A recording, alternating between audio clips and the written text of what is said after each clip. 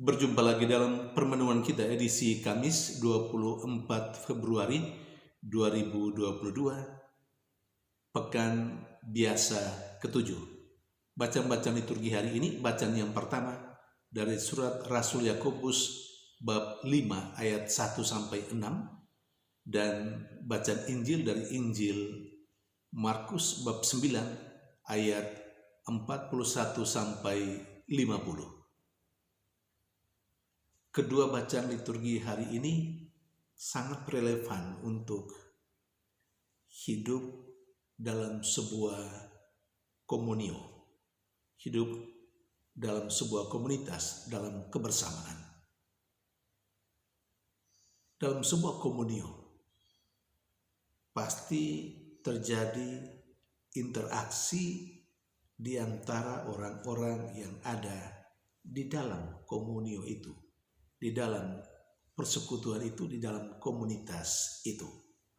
Dan interaksi ini tidak saja membawa atau tidak saja yang berkenan dengan hal-hal yang baik, tapi juga masuk ke dalamnya hal-hal yang kurang baik.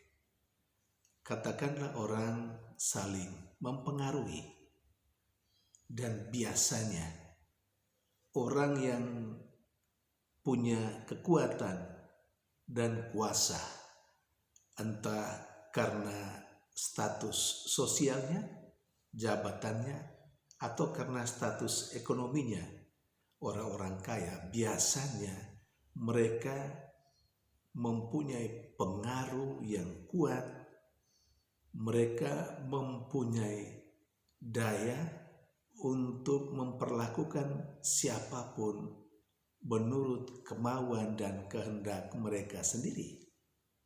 Bahkan mereka bertindak semena-mena. Bacaan pertama hari ini berbicara tentang itu. Rupanya Rasul Yakobus melihat dalam kesehariannya pada masa itu, dalam kebersamaan hidup, ada interaksi saling pengaruh-mempengaruhi, dan biasanya orang yang dalam catatan, orang yang punya kuasa, orang yang berduit, orang yang punya pengaruh, biasanya bertindak semena-mena terhadap mereka yang tidak ada apa-apanya, terhadap mereka yang lemah, yang terpinggirkan. Bahkan secara jelas ditegaskan dalam bacaan yang pertama, gaji, upah para buruh ditahan. Ini tindakan semena-mena, dan inilah interaksi pengaruh yang kurang baik dalam kebersamaan. Saudari dan saudara yang terkasih, lebih jauh dan mungkin lebih rinci lagi,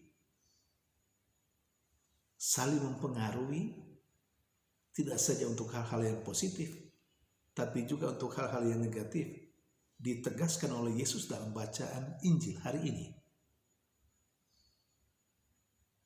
Yesus melihat secara khusus kalau orang-orang yang berkuasa, dalam tanda petik, orang-orang yang punya daya untuk mempengaruhi orang lain,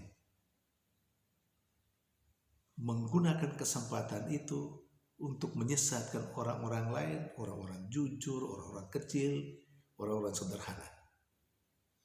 Yesus malah menegaskan bahwa andai kata terjadi seperti itu, tindakan penyesatan dari orang-orang yang berpengaruh itu terhadap mereka yang kecil dan sederhana, lebih baik sebuah batu kilangan diikat pada lehernya dan orang itu dilemparkan ke dalam laut. Artinya apa? Menyesatkan orang adalah tindakan yang kurang baik. Saudari dan saudara yang terkasih, bahkan lebih jauh, Yesus lebih mendetail lagi. Tindakan penyesatan itu tidak saja berasal dari orang di luar atau orang lain terhadap kita atau terhadap sesamanya yang lain. Seperti yang sudah ditegaskan tadi. Tapi justru Yesus secara lebih khusus mengingatkan kita semua bahwa aksi penyesatan itu disebabkan oleh anggota tubuh kita sendiri. Orang bisa disesatkan karena pikirannya. Orang bisa disesatkan karena perasaannya. Orang bisa disesatkan karena pendengarannya. Orang bisa disesatkan karena matanya, karena mulutnya, karena kakinya. Yesus meminta kita untuk waspada, untuk berhati-hati, supaya jangan sampai anggota tubuh kita menyesatkan kita, dan bahkan secara, katakanlah secara ekstrim, Yesus mengatakan, kalau matamu yang satu menyesatkan kamu, lebih baik cungkil saja. Sampai kepada hal-hal seperti itu Yesus katakan. Artinya tindakan penyesatan entah oleh orang lain sesama kita ataupun anggota tubuh kita adalah hal yang betul-betul harus diwaspadai. Saudari dan saudara terkasih, kita pasti hidup dalam sebuah komunion, dalam sebuah persekutuan sekurang-kurangnya dalam keluarga. Di sana kita bisa menjadi orang yang dalam tanda petik mempunyai pengaruh dari yang bisa mempengaruhi orang lain, anggota keluarga kita, karena kita punya kuasa, misalnya sebagai bapak keluarga atau sebagai orang tua, kita punya kuasa dan kita bisa mempengaruhi anak-anak kita. Kita bisa menyesatkan anak-anak kita. Kita bisa bertindak semena-mena terhadap anak-anak kita. Orang yang berada di bawah kuasa kita, perintah kita. Tapi ingat, hati-hati.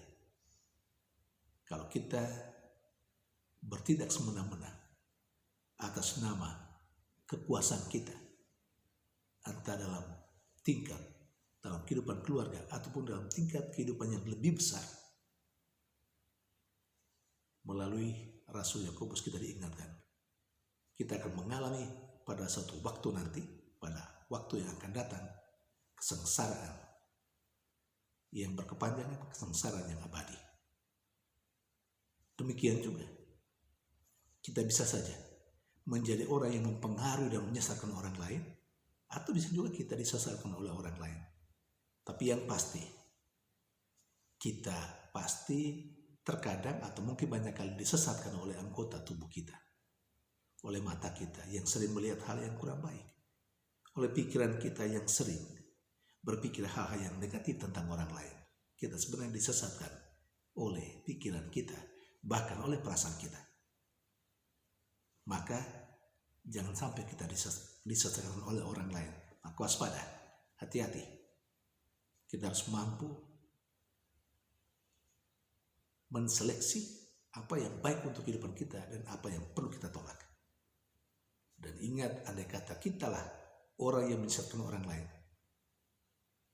Yesus sudah menegaskan, awas, kita akan mengalami kesengsaraan hidup di hari akhirat. Hal ini bukan menakutkan atau tidak dengan tujuan menakutkan kita, tapi supaya kita menyadari kita ada, kita hadir dalam kebersamaan, dalam komunion, dalam komunitas, tidak untuk hal yang kurang baik bagi orang lain dan bagi diri kita sendiri, tetapi untuk hal yang baik. Tuhan memberkati.